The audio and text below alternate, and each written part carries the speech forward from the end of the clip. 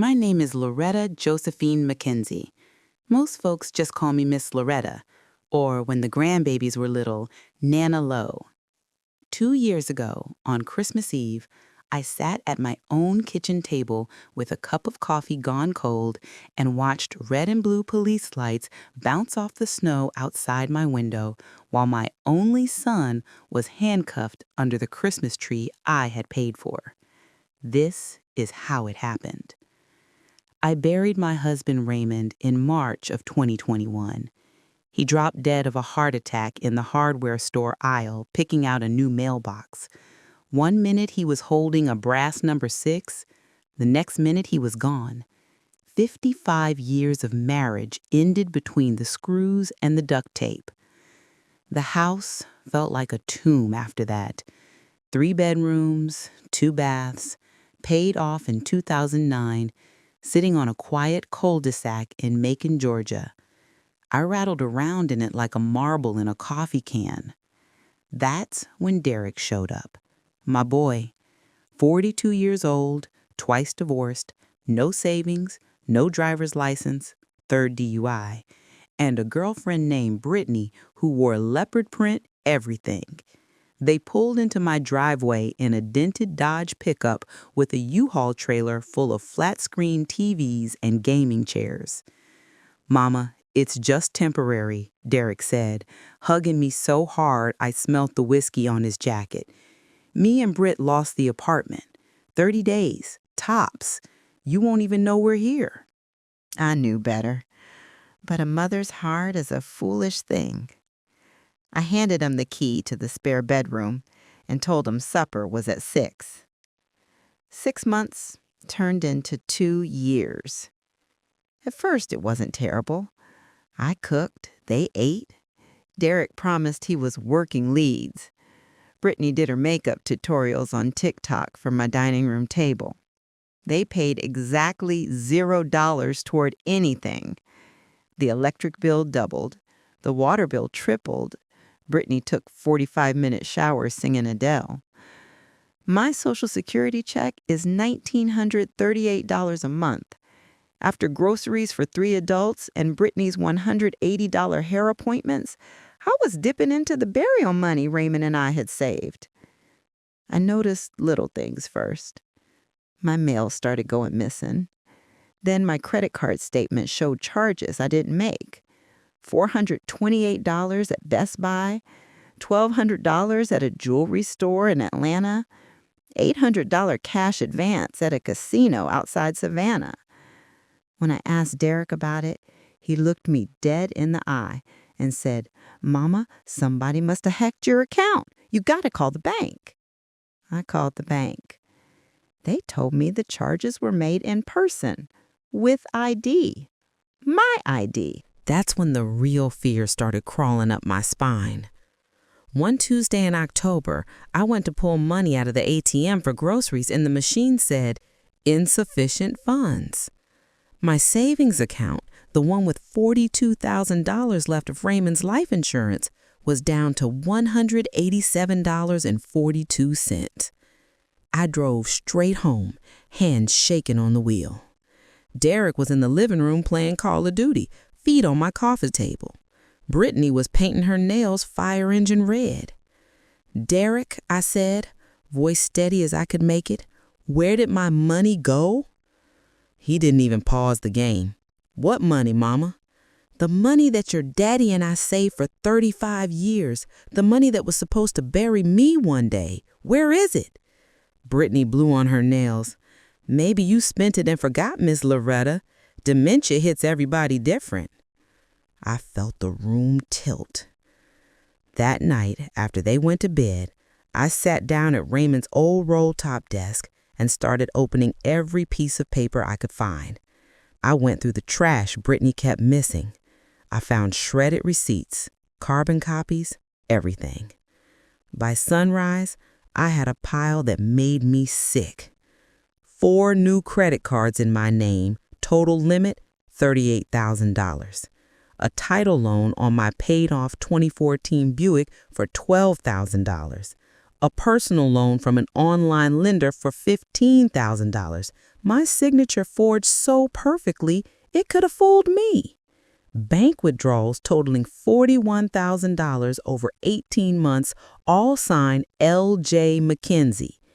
Every single one had Derek's handwriting on the memo lines. Every single one had been used for dirt bikes, Vegas trips, Brittany's breast implants, and a down payment on a Camaro that now sat in my driveway with $728 monthly payments.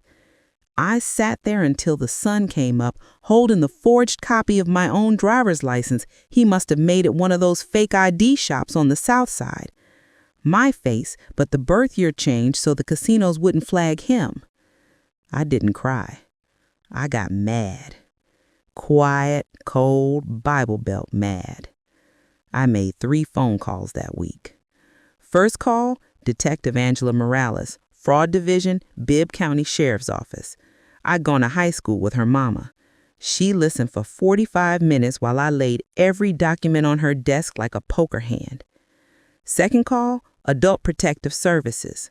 In Georgia, financial exploitation of someone over 65 is a felony. They opened a case the same day. Third call, my lawyer, Thomas Parkinson, Raymond's old fishing buddy. He filed an emergency freeze on every account and started the paperwork to get my car title back. Then I waited, and I planned Christmas. Derek always wanted a big family Christmas once he started feeling guilty, which was usually around December 20th when the credit cards maxed out. This year, he insisted on having it at my house. "One last big one before we get our own place, Mama," he said. I smiled real sweet and said, "Of course, baby. I'll cook everything." I cooked for 3 days. Ham with pineapple rings, 7-layer salad, sweet potato casserole with the little marshmallows he loved when he was 8, pecan pies from scratch. I set the table with the good china Raymond and I got for our 25th anniversary. I even put the little silver bells on the napkins. I wrapped empty boxes and put them under the tree so it would look full for the photos Brittany wanted for Instagram.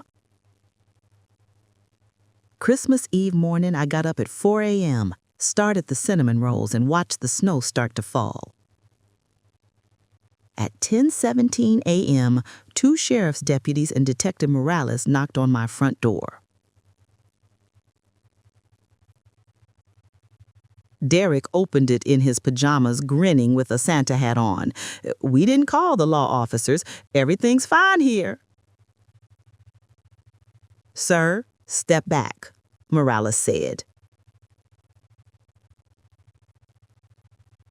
"We have warrants for the arrest of Derek Raymond McKenzie on 12 counts of financial exploitation of an elderly person, forgery, identity fraud, and theft by taking."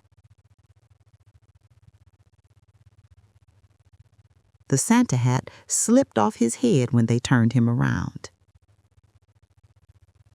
Brittany started screaming from the hallway in her silk robe. "This is harassment. His mama loves him. She gave him that money." I stood in the doorway of the kitchen holding a cup of coffee and said, loud enough for the Ring camera across the street to pick up, "No, ma'am, I did not." They cuffed him right there between the Christmas tree and the nativity scene I'd had since 1974. Brittany tried to grab an officer's arm and ended up in cuffs too for obstruction. As they walked Derek past me, he looked up with tears in his eyes. "Mama, please, it's Christmas." I looked him dead in the face and said the sentence I had practiced in the mirror for 2 months. "You stole Christmas from me a long time ago, baby. Today, I'm just taking it back." The deputies put him in the back of the cruiser. Brittany was still screaming when they shut the door. I closed my front door, turned off the porch light, and ate cinnamon rolls alone while the snow fell quiet and clean over Macon. Derek took a plea in February. 7 years, eligible for parole in 4. The judge ordered full restitution, $108,000 once interest and penalties were added. The bank forgave the forged loans because of the police report. I got my Buick back. My credit is still shot, but I'm 70 now. I don't need credit anymore.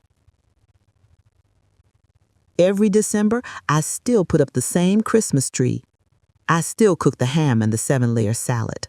But now, I eat at 3 o'clock in the afternoon if I feel like it, in my pajamas, with the TV on, whatever I want. And every Christmas Eve at exactly 10:17 a.m., I pour myself a small glass of bourbon, Raymond's favorite, and toast the quiet house. To the women listening who are scared to check the bank statement, scared to open that credit card bill, scared to admit the child you raised is stealing you blind, you are not crazy. You are not overreacting, and you do not have to light yourself on fire to keep somebody else warm. Lock the doors. Call the detective. Save the receipts. And when they come for him under your Christmas tree, stand in your kitchen like I did, coffee in hand, shoulders square, and remember, peace on earth starts at home. Merry Christmas, y'all. This is Miss Loretta, signing off from a quiet house that finally belongs to me again.